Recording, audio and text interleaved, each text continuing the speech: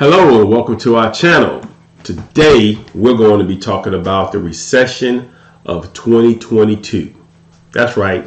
For those who do not know, we were actually in a recession in 2022.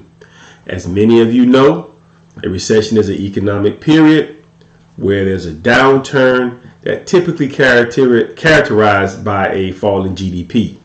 GDP, that's gross domestic product, meaning that the economy has not grown, and rising unemployment, declining business activities. 2022 was no exception. A lot of you may not know, but in 2022 we had 2 quarters of economic downturn, meaning that the GDP did not grow. Now we're here in 2023. We'll see what the reports look like, but from the way things are going and from what the feds are doing, we'll probably see three in a row as far as the GDP growing. The causes of recession for 2022, they kind of vary, but the main factors include the global trade war, the financial crisis in the world's major economies, natural disasters such as COVID.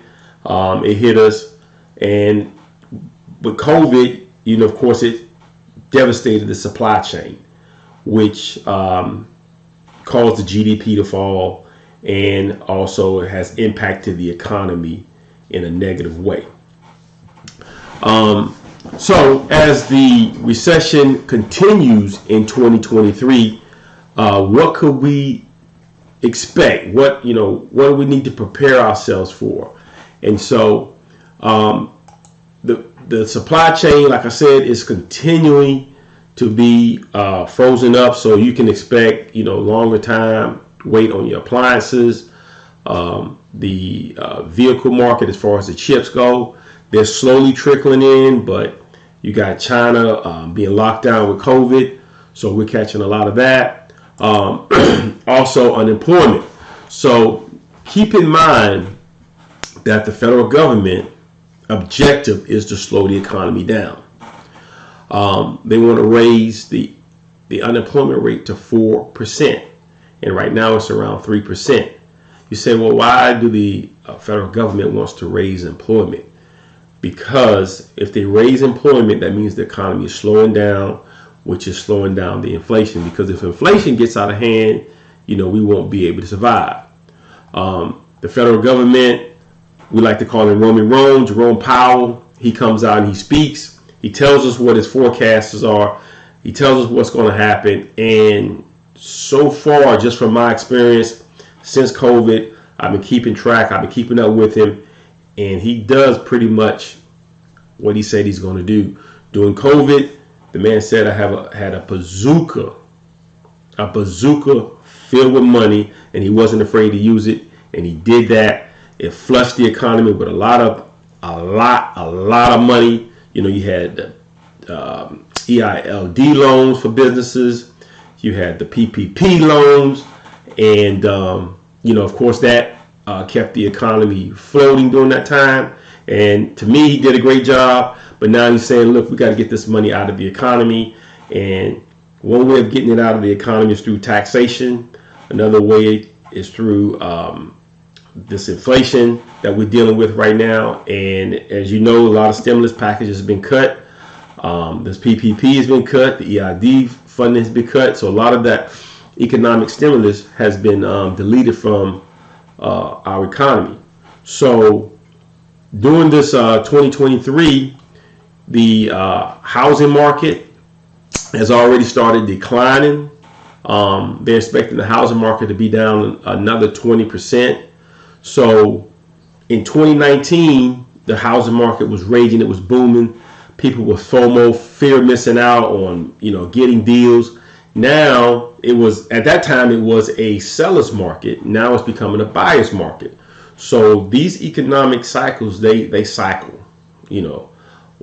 One period someone's on top, the next period, 1 minute the buyer's on top, 1 minute the seller's on top. So it's up and down, and it has to be that way in order for the economy to run. Those are the facts. So you just got to pick a side during a particular time in the economy. So right now we're going into what we call a buyer's market, where the people who are buying are at an advantage. However, because the Feds are raising interest rates, it makes it a lot harder for you to get money from these banks. Case in point, at one time you could get up to 90% cash out on a refinance on a property. Now it's down to 70-75%. And it may get lower depending on how the Feds increased interest rates over the next year. So be aware of what's going on in the economy. In 2019, cash was trash. In 2023, cash is going to be king. And the reason why I say cash is going to be king in 2023 is because the banks are tightening their regulation, their guidelines on giving away money. So those who have the cash, those who make, what it say, he who has the gold makes the rules. That's going to be a vital part in 2023. So cash is king. These deals are going to be out there for us in the housing market. They're going to be out there in the stock market, because the stock market has already dropped almost 30%. There's a lot of deals available in the stock market. So you definitely want to take a look at that. But cash will be king in 2023. This is Stacy, Cashflow Stacy. Thanks for tuning in to our channel. Tune in for more great videos. Hit the subscribe button for some more great content. And we'll see you on the next video.